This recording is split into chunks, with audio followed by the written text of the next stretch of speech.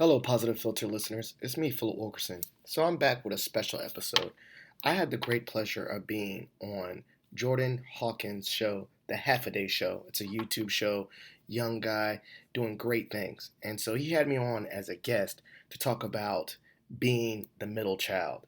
And what we mean by the middle child, this is someone that is sandwiched in between two generations. And I'm talking about me and my experience being in between the older generation and the younger generation of the students that I work with at George Mason University. So we dive into it. We talk about career development. We talk about mentorship.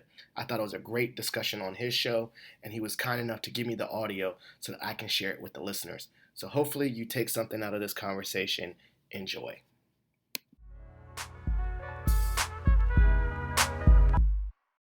Welcome to Positive Philter with your host, Philip Wilkerson, a podcast that focuses on friends, family, health, and career, with a little self-help along the way. Please join me in this journey for self-improvement, and I hope what I have to share will make you a better person, thus making the world a better place. I hope you enjoy the show. I hope you enjoy the show. The middle child. Let's talk about it today on the Halfaday Show. Is this camera on me? I hope so. So today I wanted to talk about the middle child and sort of what that means. And in order to cover this topic, I wanted to bring a special guest onto the episode today. Got my guy, Phil. What's up, man? Host of the Positive Philter podcast, consultant, higher education man, a lot of different things. Overall, great person, somebody I look up to. I don't know if you know that. No, just size. Yeah, what else? Yeah, no. Really excited to have him on the show. We got a good conversation going, and we got a lot of things that we want to talk about. I wanted to know, how did you get to where you're at? You know, I think, I don't want to tell on you and tell your age, but, you know, you're 38. Damn. I'm sorry. And, you know, you're right at the middle. Yeah. And you came up to me with this idea of the middle child. So if you wanted to talk about sort of what that means and how you got to where you're at, you're doing very well for yourself. Family started. Everything's going well. And you're in your doctorate program. Yeah.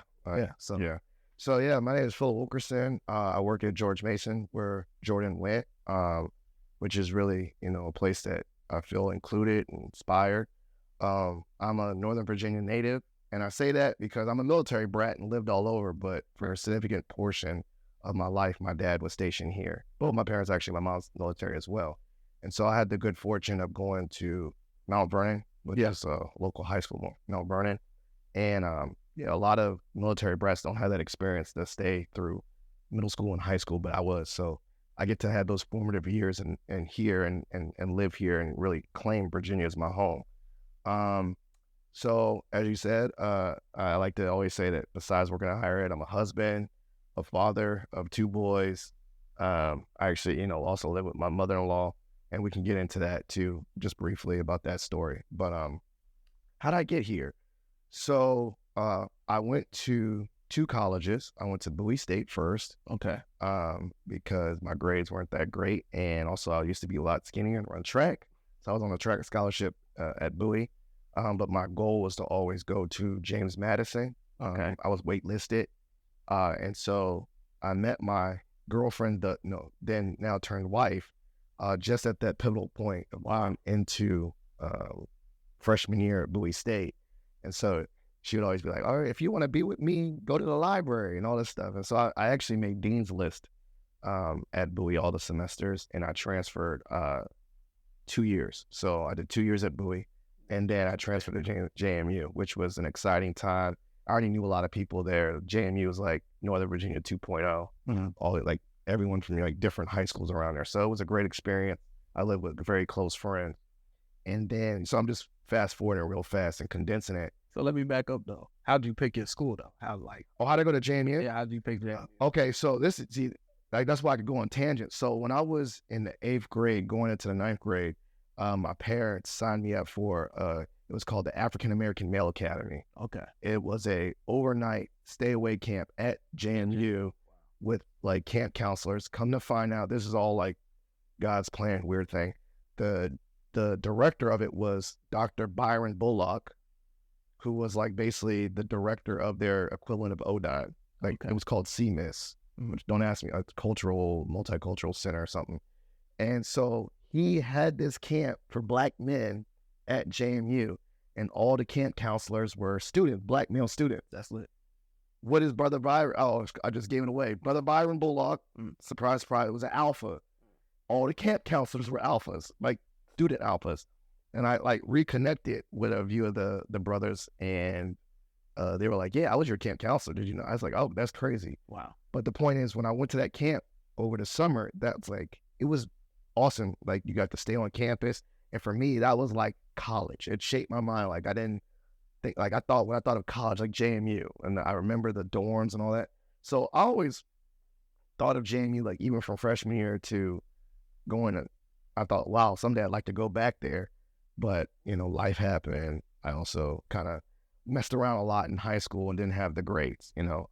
I was always smart. Like, I was an IB program, but I was also like, if it didn't excite me, I didn't care. Or I was like the high achiever, underachiever at the same time. Like, yeah, like the things I wanted to do, and like, I got A's. Right.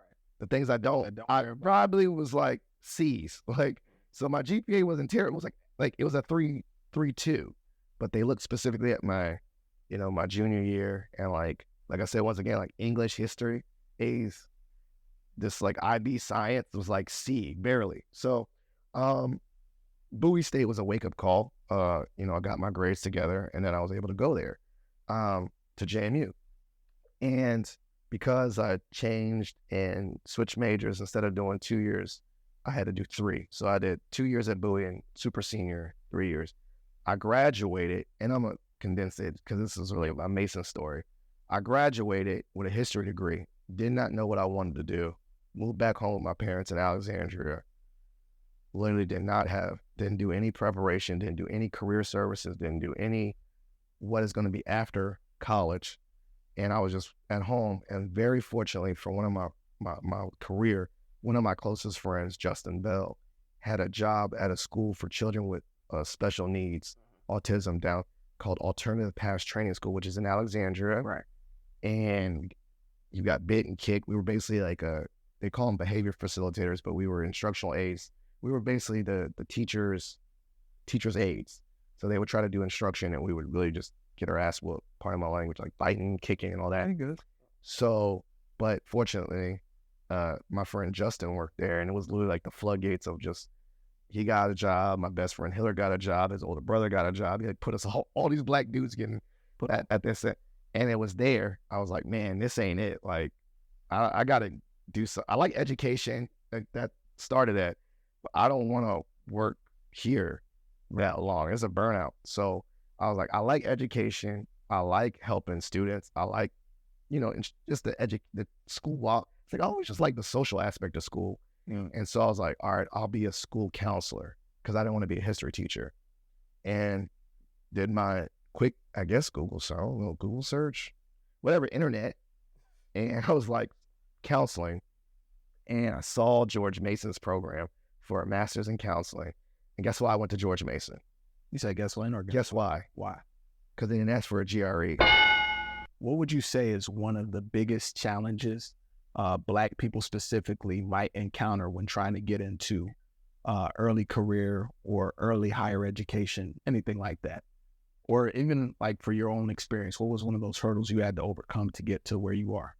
I don't feel like I got it there or there yet. So still maybe this thing would be something I'm still ever growing. But I think it's just very simple. It's that still predominantly you're going to go into spaces where you're not the majority, or you're going to go to spaces where there's not many people that look like you or think like you, or I don't know, just vibe. Like you can see me turn it on. Like I could be like, hello, my name is Philip Wilkerson and whatever. And then I could dap up students and say what's good and just feel like I'm navigating two worlds, right? That kind of that W.E.B. Du Bois, right? The two spirits mindset. Thanks. And so I think that is just a continuous thing, right? Like as you enter the workforce, you feel it. But then as you enter the workforce and go up in leadership, you feel it probably even worse because I think the pyramid of people that look like you get smaller and smaller, right? Like, you know, and that's one of the things that sort of turns me off from like entering into those leadership spaces, you know, like, because I don't really want to be like, you know, the only one that's there. or I don't really want to have to deal with, those higher managers and having them sort of side-eye me, like, what is this guy doing here? Like, and it's not necessarily like, that I don't have the qualities of a leader or the ability to do those things. But, it's like sometimes you just want to collect your check and do the things that you're passionate about outside of work. And it's really difficult. It's a lot of stuff like that in government. I won't say that government work isn't good work. It is great work, pays well. And, the opportunities are tremendous. But it's like, you face a lot of bureaucracy. One of my first jobs was working in the Pentagon. And there's no bigger bureaucracy than the Pentagon. Everything is, top down, reach your chain of command. It really feels just like the military, honestly. But, you face a lot of very difficult bosses to work for. And one of those things that I strive for, if I ever get into those leadership positions, is not to be like, the bosses that I had before. My current employer, like my current project lead, great guy. Like, I really like him. I like the way that he leads our team. So it's like you emulate the people that you have worked with or worked for. So I think that's one of the things that is really just fighting or navigating that urge to enter positions of leadership. I think that's a challenge that, as a Black man, I've faced. But like sometimes not everybody faces that. I think it's industry by industry. Depends where you're at. Yeah, just like let's say industry by industry. I'm going to say like government, very comparable that as you go up, less people of color. I mean, we think about, how progressive education is, but education is probably very similar. Like if you literally just go down and look at, department chairs or deans or just anything as you go up, it's also the rooms get smaller and less diverse. So I always tell people, young people, is that like, one, don't let it deter you from entering those spaces, because you need to be in those spaces, because eventually you're gonna like I used to do with the movies, which is bad. I'd go in the movie theater, I'd go to the back door, kick the door open, my friends come in. You know what I'm saying? Like, you get free movie. That's a bad analogy, but the point is we need people to like, it's almost get in those spaces and put other people on and continue to do that in a variety of industries. And so I'd say the ways to combat that difficulty or that only spaces is two things I would say is find people that are going up in that ladder. Maybe you're not in government, but just, and like other Black professionals to kind of commiserate over and motivate you. So you might be the only in that little space, but you're not the only in that community. And you feel like, okay, I can vent to someone. That's one. Or I would say, as you enter those spaces, do things or try to put systems in motion that the person coming behind you doesn't feel that. What do you think is more valuable, experience or education? Nah, it's one of those like, what's it? How do you do it? Like, if it was like balancing wise, I think you need both. Right, you can't have one that's way like so much education and no experience, and then on the inverse, you can't have all this experience and no credential things. So I feel like you need to find that really good equilibrium.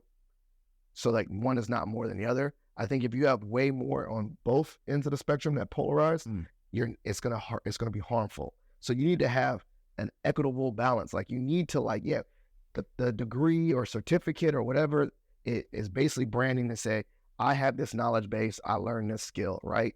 So that's good. But at the same time, if I only have this piece of paper and I don't know, like I can't explain to an employer that I have experiences using it out the classroom, then that don't help either. Right. So you need to have both. And if you have either one, way too much of either, you're going to be hurting. That is true. So now let's put that middle child lens on it. Your parents, my parents are older, grandparents, that generation, they would always say education. That's what they forced to us, growing up 90s, late 80s. Everybody needed to go get a degree so you could get a good paying job. Take it a step further. Now you're looking at the people younger than us. You see that we have that enrollment cliff that we're talking about because the education payout isn't really paying out how it's supposed to, how it was promised. And now a lot of young people are looking into entrepreneurship. Yep. How do you think that they would see that conversation of experience versus education? Because everybody I know is, let's go get certs. We don't need to go to college anymore. No, you literally, okay. So I was about to say that I think a lot of education spaces are going to like go to like almost like a la carte education, right? Like, Wow, that's a great. That's a la carte education. Like, okay, we to keep up, we're gonna there is gonna be an expansion on graduate certificate offerings. There's also going to be an expansion on non-traditional learning, like adult learners coming back and getting certificates or their employer paying for it, to combat like all the organizations that are doing it already, like the Amazon's getting their own certificate, their Google's having their own certificate. So that's going to be a real thing. But still, regardless, even if you just get your name slapped on some certificate, if you cannot actually do it or actually show experiences where you utilize it, it's not going to work. So for that young entrepreneur, like, I think the main thing that's going to speak to them is like, is okay, it tested? Is it proven? yeah, can you have someone say, okay, yeah, I got this UX design cert, but I built a website. I did this, and this. So, yeah, you can go the fast route and say I'm an entrepreneur, forget college and start hustling. Yeah. But you're still going to have some form of tangible evidence to show that you're skilled in that. And if you're maybe the entrepreneur part could be like, your customers or clients vouch for you or whatever, like, but you're gonna have to have tangible things. Like, you gotta build skills, man. You just can't say I'm good at something. No one's just gonna take your word for it. That is true. Back to being the middle child. Yes. That's not just really a education or professionalism thing. Middle child syndrome, coin it. That carries over onto all facets of life, when you're talking about like fun stuff, family, relationships, what have you. What does that look like as a middle child, with family, balancing like your personal activities and stuff like that? If, as me, I think I suffer from it early middle child syndrome. You're creeping on it. I'm creeping on it. I ain't an old head just yet, but I've always been old spirited. Yeah. It was like, there's certain things that I just won't do, or like, yesterday we was at a cookout and, it's 9 o'clock. You're ready to go to bed. I can't do the circuit anymore. I can't do the marathon anymore. No. Once I'm tired, I want to go home and sleep. Yeah. That's why I don't let nobody drive me anywhere. Cause it's like, I want to go home when I want to go home. Yeah. Oh, I'm the king of that. King of the, what's that, Iris X? My boy was talking about, it was on U Street till 5. No thanks. No thanks. I'm quick to Uber home. No thanks. I don't even see that. Like, my dad used to tell me even before I was going out, he's like, son, nothing good happens between the hours of midnight and 6 a.m. talking about trouble, right? I'm like, okay, well, maybe he's kind of right. Like, things pop off at night. But what I mean by middle child, I think it coined it, but J. Cole did it very well in his song about how, he's still like the old school rapper with the lyrics, but he also appreciates he's not going to be like that old guy that's like, get off my porch, music sucks now. Like he's like, I appreciate the new artists coming up. They got different talent, and I appreciate the old head. And that's usually the same mindset, right? Like, we have this, like, I'm still in this generation where, like, I can talk to old heads and they just like, really, they're like, they don't know it. And they're like really negative toward the new generation.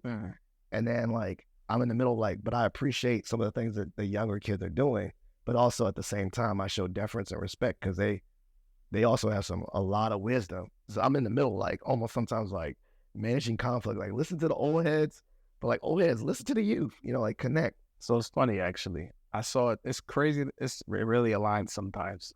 Twitter, if you didn't exceed your rate limit for the day of 600 tweets. Oh, yeah. Shout out to Elon Musk.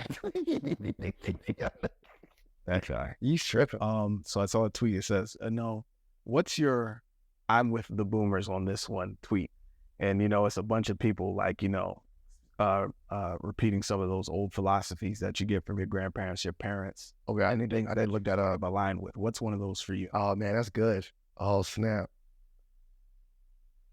Wow, I didn't think of it.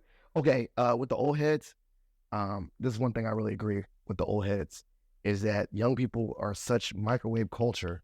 They think they can get everything now. Old heads are like, yo, things that are great take time. I agree with that one a lot. Like everyone's like, yo, even creativity, like I do something creative. Why is it not hitting? Why am I not getting likes and all that stuff?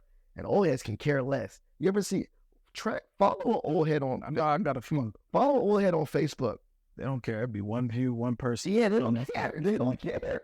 Their personality doesn't, their sense of wealth or self-worth, they don't care. They'll be on live It'd be like two people, and they'd be like, "Oh, my man's here." They do not care. Yeah, they do not care.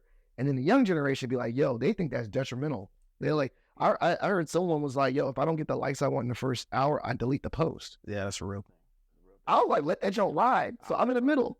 So that's it. So that's young people. That's the only. Yeah. It takes patience. And what I mean by with social media or anything creative is like you got to build an audience over time. Like it doesn't happen overnight, and they get it. And we celebrated 3 years this year. We're going hard. 3 years of the Halfaday show. See, You know, it's been a year. and you attract, and you get better, Get better. and maybe you get people that randomly walk up to you and say, you know, I listened to your show, or like I got connected through someone at Mason. Exactly. You built it over time. Yeah. Honestly, like when I did my podcast, like I'm not big. I'm not a big person in the podcast world because I think I'm like the old heads where I don't care. I was just going to do it for me anyway. So that's where it started from. It started as something I just like to do. For me. Mm-hmm. So that's the microwave. I think that's it. But then on the other end, I think if we can go opposite, I think some of the things that I appreciate with the young people is like they do not wait for permission from anyone to start. Yeah. Or like I've been in meetings with old heads and they want to like how like prepare for things. I'm like, stop this paralysis by analysis and over like thing and just do it. Yeah. Just get a camera and figure it out. Tinker. Sure is. Like they're scared to tinker with technology. So like, and I'm in the middle. So I'm like, I just love doing this. And then I also appreciate like building an audience takes time. So like, you just got to listen to both. What's one bit of advice you want to give for, young professionals, young educators, young Black men, young people, and as the middle child, the generation behind you, what's one thing that you would say to them as they're trying to navigate similar spaces or just life in general? Do not wait to create. Like, don't ask for permission. Don't get paralysis by analysis. Just use your skills, be creative, and go. And then on the inverse, the advice I give you too, though, is as you do that, as you do not wait to create, as you do not have, the fear of being perfect and go, understand that the fruits of your labor are not going to come right away and have to be patient. So it's both like being patient with starting, get started, do it, be consistent and do it. But on the inverse, don't think you're going to be immediately successful. Don't think that it's immediately going to pop or hit. Or even if it doesn't, have the vision, like you don't have 1,000 followers, whatever, that don't minimize that you're still making forward progress. Either you're more skilled than you were when you started, or two, you still have an influence on others that you will never see. So those are my two advice. Don't wait to create, but be patient with the process. Trust the process. Well, that's the middle child. And this is Positive Phil, host of the Positive Philter podcast. Go follow him on Instagram. Shout yourself out, man. Yeah, Positive Philter on all platforms. But then my normal Instagram is illphil500. And then I guess my Twitter is Philip_W3. And then, like I said, follow me on LinkedIn too. That's a professional thing. So that's another one. Young people have that. If you want to have your Finsta and your fake accounts, do that. But also have a serious LinkedIn account to connect with other professionals. For sure. So as always, this has been an episode of Halfaday Show, bringing you education, entertainment, and everything in between. We'll see y'all next week. Thank you for listening to Positive Philter, a podcast that focuses on family, friends, career, with a little self-help along the way. If you enjoyed this podcast, please share it with your family and friends, and like the Facebook page, Spreading Positivity Movement. Thanks for listening.